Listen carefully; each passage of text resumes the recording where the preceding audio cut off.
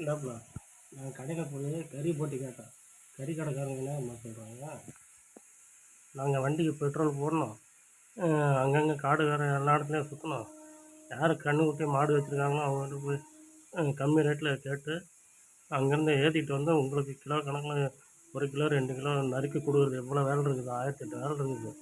நீங்கள் மட்டும் அந்த கறி போட்டு அசால்ட்டாக கேட்குறீங்க அப்படின்னு சொன்னாங்கன்னா, அதான் நான் இருந்துட்டு சொன்னேன், உங்களுக்கு மட்டும் தான் பேச தெரியுமா, எங்களுக்கு தான் பேச தெரியும்.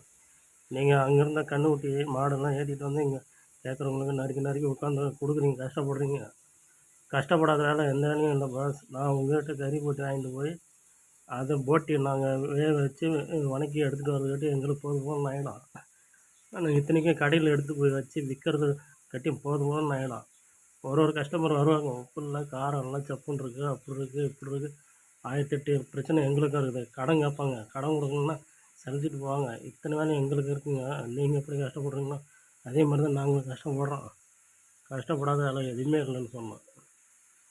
அதுக்கு அந்த கடைக்காரர் சிரிக்கிறாரு. ஆமாங்க, கஷ்டப்படாத எதுவுமே கிடைக்காது அப்படிங்கிறது. எது கிடைக்கும், கஷ்டப்படாமல் எதுவுமே கிடைக்காது.